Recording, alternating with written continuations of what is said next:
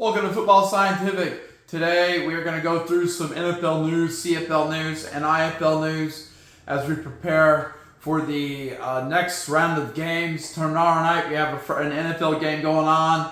Washington Commanders, Green Bay Packers. We'll have a prediction tonight for that. No, we'll do it tomorrow. We'll have a prediction tomorrow night. We'll also have a CFL betting guide tomorrow. We will also have our college football preview. There's one game tomorrow, NC State and Wake Forest. We'll have our preview of that and our prediction for that. We missed our window to have an NFL power ranking this week, but I think it's okay because everyone's want to know or want to know. I don't think you can tell a lot after the first week. Really, I don't know if you can tell a lot after the first 2 weeks. So we probably won't do a power rankings for the NFL until after the first 2 weeks. The CFL tends to be a little more cut and dry because there's a lot less teams. There's a ton of teams in the NFL, and it's hard to really decipher. Even harder to do that in college football. We just a couple data points, so we're not going to worry about it. It's going to be really inaccurate if we do it, so we're not going to stress about it. We are going to go through some NFL news before we get into betting guides and stuff tomorrow. And I'm working on a Hamilton Tigercats preview article.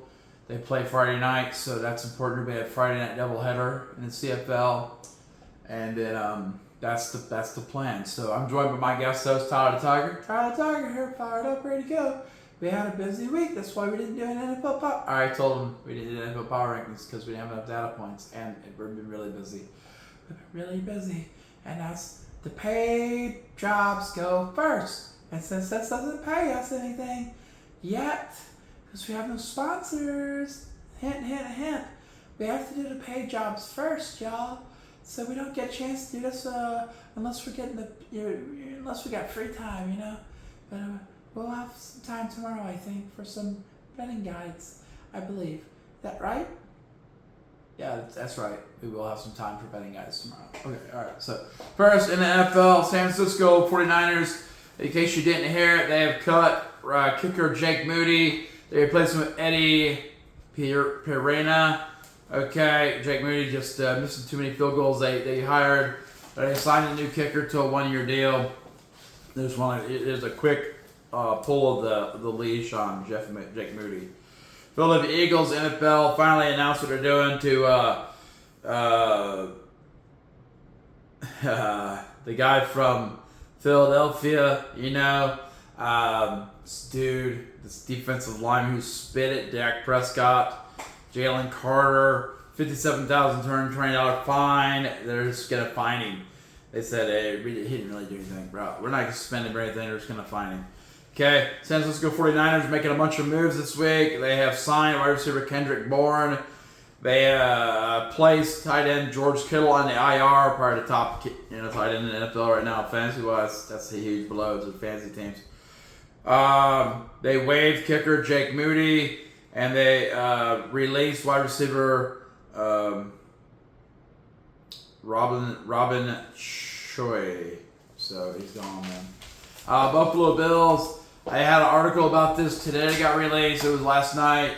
They signed punter Cameron Johnston, who came from the Pittsburgh Steelers. And they released punter Brad Robbins, who had a horrible game against the Ravens, less than 40 yards punting per punt. And then Matt Prater has been officially signed to the active roster. He's replacing Tyler Bass. He had a great game on Sunday night. Denver Broncos signed running back Deuce Vaughn to their practice squad. And then they, they're going through and they're just trying to get everything set up. So they're good. Prepared for another week of winning, hopefully. San Francisco 49ers wide receiver Jawan Jennings came out with a clean MRI. He's on day-to-day. He should be healthy to play. We'll see if he ends up playing this week. Green Bay Packers, Christian Watson. He's rehabbing from a torn ACL from last year, but he got signed to a 1-year, $13.25 million extension. Even though he's rehabbing, he's not currently getting a chance to play. New York Jets released wide receiver returner Xavier Gibson. Okay, so just moving on. Boom. Dallas Cowboys signed edge rusher Jadaveon Clowney to fill in for Micah Parsons since they traded him away. So they do understand they need a pass rusher.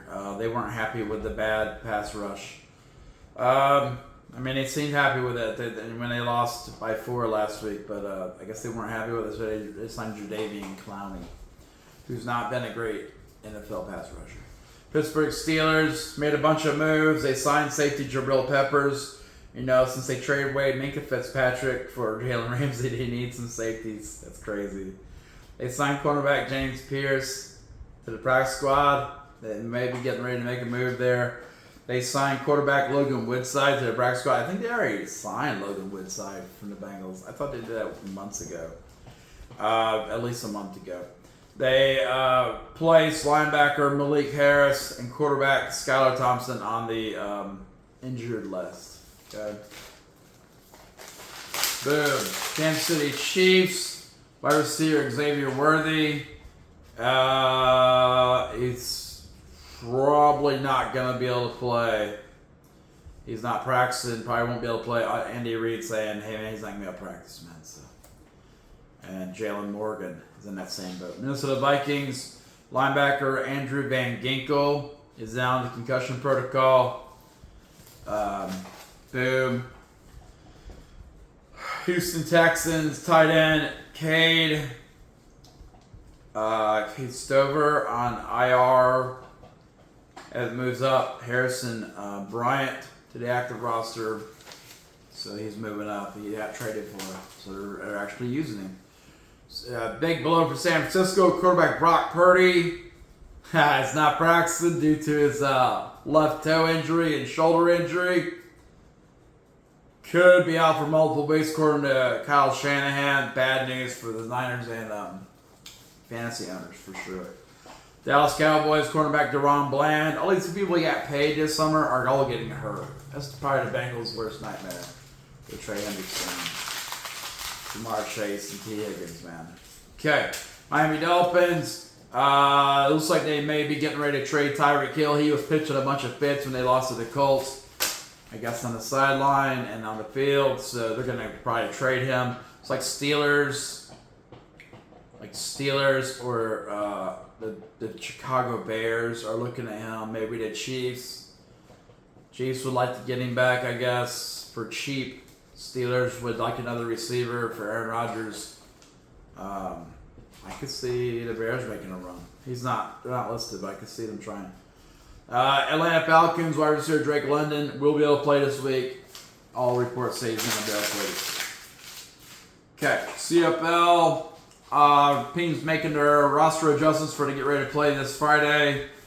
Okay, Hamilton Ticats play Winnipeg at home. I'll have a pregame article ready for that tomorrow. I'm working on putting that together now. Ottawa Red Blacks. Boom. They added to the single-game injured list American quarterback Drew Brown. They added him from the single-game injured list, so he's available to play. That's big for them. He's pretty good for them.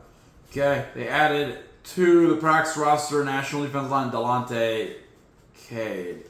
They moved to the practice roster, so they added from the practice roster most likely National Defensive Line Delonte King. And they moved to the practice roster American linebacker Ayude Ili. And they added from the 6-game injured list American defensive back Adrian Fry. So to get more healthy, they released American linebacker Latrell Watson. So like Ottawa's, getting something going here. Ottawa moved to the practice roster American defensive back Tyree Adams. And then the Elks moved to the 6-game injured list. Someone. I didn't write it down. BC Lions signed American defensive back TJ Lee, and they signed American defensive back Marquise Bryden. Okay, so that's the team who are making moves. We'll have CFL betting guide for week 15 tomorrow. We're just catching up with things tonight. IFL, Northern Arizona Wranglers signed offensive lineman Robert Malcolm, and they signed wide receiver Kylan Herrera. Bay Area Panthers signed defensive back Tyrese Wright. The Green Bay Blizzard made a bunch of moves. They released linebacker Cornelius Montgomery. They released wide receiver Zion Barnett. They released defensive back Nigel Canales. They released defensive back Garvin Hall Jr. They released defensive lineman Anthony Harper. They released wide receiver Tyler Hudson. They released wide receiver Zane Lewis. They activated from the IR wide receiver Terrell Carey, defensive lineman Roderick Hendricks, and offensive lineman Devon Johnson. They also moved to the league IR wide receiver Noah Soria and defensive back Miriam Washington.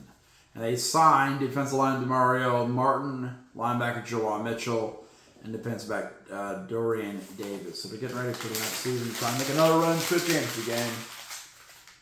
Come up short again today, I guess. Tucson Sugar Skulls, they have agreed to part ways with head coach Billy Back. Bye. Billy Back, he rejoins a lot of his Frisco Fighters in Tulsa. Remember last year, a lot of Frisco Fighters went to Tulsa to play for the Oilers. And now they've added Billy Back as their offensive coordinator and an assistant head coach. He's won 5 IFL championships. He knows what he's doing, but not so much for the Tucson Sugar Skulls. So he's now with the Tulsa Oilers. They should become even more dangerous. In the NAL, Jim Munier as named director of digital media. Okay, so that's pretty cool for them. They might get a better website and stuff like that. I mean, they're pretty good though. In the UFL, Philadelphia Eagles re-signed San Antonio Brahmas defensive lineman Jacob Sykes to their practice roster, so that's pretty good. All right, so that's the news from the professional football today. Tomorrow, before the NFL game starts, probably 6 or so, whatever, we'll have our breakdown of the CFL betting guide. We'll talk about tomorrow night's matchup of Washington Commanders and Green Bay Packers.